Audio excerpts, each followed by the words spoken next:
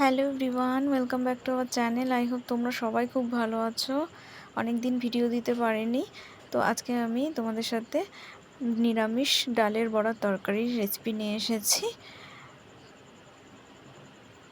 তো আমি এখানে মটর ডাল নিয়ে নিয়েছি। মটর ডালটা আমি আগের থেকে ভিজিয়ে রেখে দিয়েছিলাম। এবার আমি মটর ডালটা একটা মিক্সিং জারের মধ্যে দিয়ে দেবো পেস্ট করার জন্য। এখানে আমি 200 গ্রাম মটর ডাল নিয়ে নিয়েছি। এবার আমি এই ডালের মধ্যে 4-5টা কাঁচা লঙ্কা আর 1 ইঞ্চি আদা দিয়ে দিয়েছি। এবার এটাকে আমি ভালো করে পেস্ট করে নেব। এবার ডালটা খুব ভালোভাবে পেস্ট করে নেওয়া হয়ে গেছে। এবার আমি একটা বাটির মধ্যে ডালটাকে তুলে নেব। এবার এর মধ্যে আমি 1 চামচ লবণ আর হাফ চামচ হলুদ গুঁড়ো দিয়ে ডালটাকে আমি ভালো করে ফেটিয়ে নেব। ডালটা যত ভালো ফেটানো হবে বড়াগুলো তত নরম হবে। তো আমি এখানে খুব ভালোভাবে ডালের ব্যাটারটাকে ফেটিয়ে নিয়েছি। এবার আমি একটা কড়াই নিয়ে নিয়েছি। কড়াইয়ের মধ্যে আমি বেশ কিছুটা সর্ষের তেল দিয়ে দিয়েছি। তেলটা আমি ভালো করে গরম করে নেব। তো সর্ষের তেলটা খুব ভালোভাবে গরম হয়ে গেছে। এবার আমি এর মধ্যে ডালের ব্যাটারটা দিয়ে ডালের বড়াগুলোকে আমি ভেজে নেব। ডালের বড়াটা ভাজবো যখন, তখন আমি গ্যাসের ফ্লেমটা একদম লো টু মিডিয়ামে করে নেব।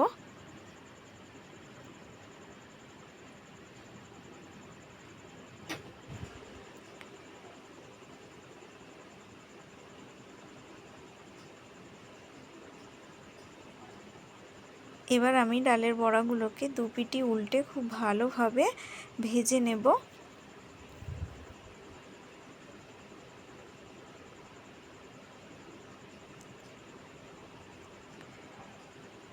ডালের বড়ার দুপিটি আমার খুব ভালোভাবে ভাজা হয়ে গেছে। এবার আমি ডালের বড়াগুলোকে একটা বাটিতে তুলে নেব।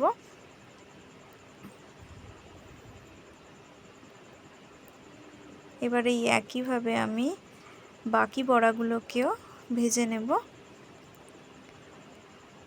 এবার আমি কড়াইতে আরও একটু তেল দিয়ে দিয়েছি। তেল দিয়ে এবার আমি এখানে 2টো মিডিয়াম সাইজের আলু কেটে রেখেছিলাম ডুমো করে, সেই আলুগুলো আমি এর মধ্যে দিয়ে দিয়েছি। দিয়ে ভালো করে নেড়েচেড়ে আমি আলুগুলোকে একটু ভেজে নেব। এবার আমি এর মধ্যে 1 চামচ লবণ আর হাফ চামচ হলুদ গুঁড়ো দিয়ে আবারও নাড়িয়ে চাড়িয়ে এটাকে 2 থেকে 3 মিনিট আমি আলুটাকে আবারও ভালো করে ভেজে নেব।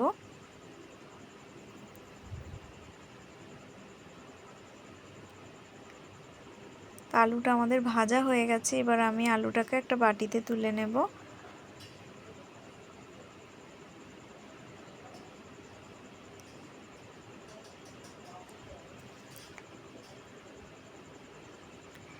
এবার আমি তেলের মধ্যে হাফ চামচ জিরে আর 2টো তেজপাতা ফোড়ন দিয়ে দেব। দিয়ে আমি এটাকে একটু নাড়িয়ে নেব।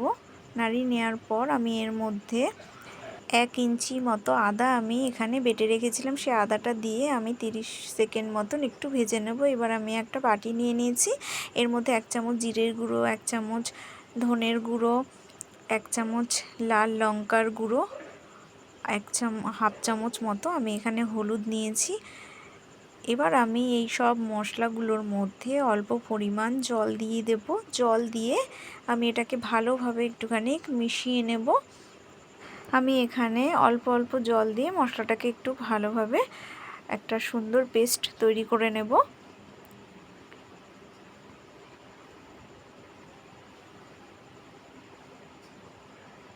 আমার এখানে পেস্টটা তৈরি হয়ে গেছে। এবার আমি এর মধ্যে ছোট চামচের হাফ চামচ আমি এখানে কাশ্মীরি লঙ্কার গুঁড়ো দিয়ে দিয়েছি। সেটাকে দিয়েও আমি এটাকে আবারও ভালো করে একটু মিশিয়ে নেব। এবার আমি এই মশলাটা কড়াইয়ের মধ্যে দিয়ে দেব। মশলাটাকে দিয়ে আমি একটু ভালো করে একটু নাড়িয়ে নেব। একটু নাড়িয়ে নেওয়ার পর আমি যে বাটিটায় মশলাটা আমি মিক্স করেছিলাম সেই বাটিটার মধ্যে অল্প একটু জল দিয়ে জলটা আমি মশলার মধ্যে দিয়ে দিয়েছি। এবার দিয়ে আমি ভালো করে এটাকে 1 থেকে 2 মিনিট এইভাবে ভালোভাবে নাড়িয়ে নেব। এবার আমি মশলাটাকে কষতে দেব। তো মশলাটা সুন্দর কষে এসছে। তো এর মধ্যে আমি একটা ছোট সাইজের টমেটো কেটে রেখেছিলাম, সেই টমেটো কুচিটাই আমি এর মধ্যে দিয়ে দেব। এবার এটা দিয়ে আমি এটাকে আবারও একটু নাড়িয়ে নিলাম। এবার আমি এর মধ্যে অল্প পরিমাণ চিনি দিয়ে দিয়েছি স্বাদ অনুযায়ী। চিনিটা দিয়ে আমি আবারও এটাকে ভালোভাবে নাড়িয়ে নেব। মশলাটা ভালোভাবে কষে এসেছে। এবার আমি এর মধ্যে আবারও একটুখানি জল দিয়ে দিলাম। যেহেতু আমি এখানে গুঁড়ো মশলা ব্যবহার করেছি, সেই জন্য আমি মশলাটার মধ্যে আরও একটু জল দিয়ে মশলাটাকে আরও ভালোভাবে একটু কষিয়ে নেব। এবার আমি এর মধ্যে ভেজে রাখা আলুগুলোকে দিয়ে দেবো। আলুগুলোকে দিয়েও আমি এটা 2 থেকে 3 মিনিট মশলার সাথে আলুগুলোকে একটু ভালোভাবে কষিয়ে নেব।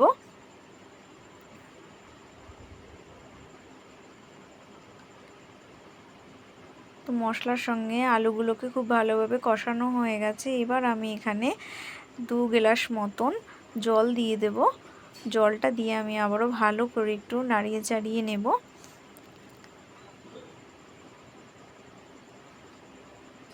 এবার আমি ঝোলটাকে ফুটতে দেব। তো ঝোলটা খুব সুন্দরভাবে ফুটে উঠেছে। এবার আমি এর মধ্যে ভেজে রাখা বড়াগুলোকেও দিয়ে দেব। বড়াগুলোকে দিয়ে আমি আবারও একটু নাড়িয়ে চাড়িয়ে নেব। এবার আমি এটাকে 2 থেকে 4 মিনিট মতন এইভাবে ফুটতে দেবো। তারপরে আমি এখানে হাফ চামচ গরম মশলা দিয়ে দিয়েছি। গরম মশলাটা দিয়েও আমি এটাকে ভালোভাবে একটু নাড়িয়ে নেব। তো আমাদের নিরামিষ মটর ডালের বড়ার তরকারি একদম রেডি। আপনারাও বাড়িতে ট্রাই করে দেখবেন রেসিপিটা। তো এবার আমি বড়ার তরকারিটা একটা বাটির মধ্যে তুলে নেব।